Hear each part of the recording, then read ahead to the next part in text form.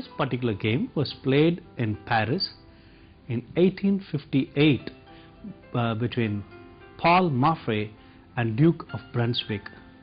Let's look at the game. It went on like this.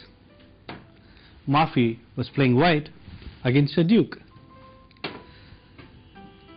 Even in 18th century, they understood the concept of center. Morphy played this, and the Duke did a pin, cut the pawn, and he cut the knight. Cut it with the queen, cut the pawn. Morphy went on to quickly develop his pieces, ensured the mate is protected. Morphy went on to attack two pawns. This pawn is also under attack. This is a simple double attack. You cannot afford to leave the f7 pawn, so they played queen e7. Now here, Morphy wanted to pin this knight. He was not in a hurry to take the pawn, he pinned the knight. And the Duke of Brunswick quickly wanted to support that pawn, and he played c6. He gave a second rank support to the pawn. Morphy understood the basic ingredients of the game of chess. He went on to quickly develop, not in a hurry, just wanted to have development advantage. Look at this position. This bishop is not developed. This knight is underdeveloped. This pawn is wrongly placed. White has developed all his pieces and ready for a big attack. And this one attacking the bishop. Now this is the launch of the attack. Morphy did not want to wait any longer. He cut the pawn, gave a knight sacrifice. He cut the knight. Now he cut the pawn and gave a check. Now watch here. The knight came here. Now both the knights are pinned. Still the king's side is closed. I was telling you, you should always be careful to see where to castle, when to castle, how to castle. Morphy wanted to attack this knight, and he also ensured his king's safety. So you castled here. In one move, the rook came for attacking, and the king also entered his safe place.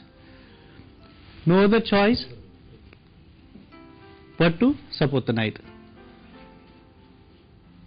Now, Morphy gave another rook also. This is called as an exchange sacrifice.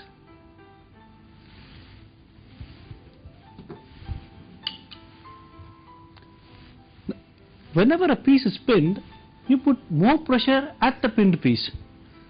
Move the rook again, happily playing without one full rook down. Earlier it had given a piece, again he gave an exchange piece. If you see, black is one full rook up, but Morphy is in no hurry at all. Look, they understood that quick development is enough to win the game.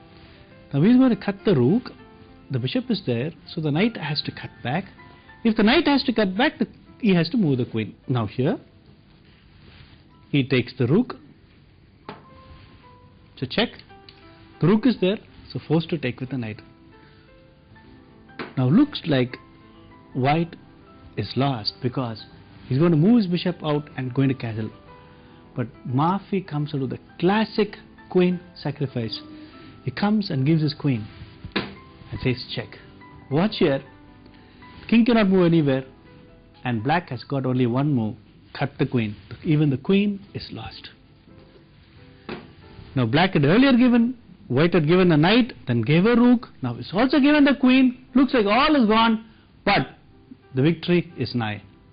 Comes all the way down here and gives a check. Classic master game played by Paul Morphy. Everything worked perfectly. Brought all the pieces together, castled, brought his rooks together. Look, a beautiful mate. One more example of what happens when you do not follow the basic principles of development, rapid development and castling in chess. This game was played in 1858 by Paul Morphy and Duke of Brunswick in Paris. It's a very lovely game, isn't it?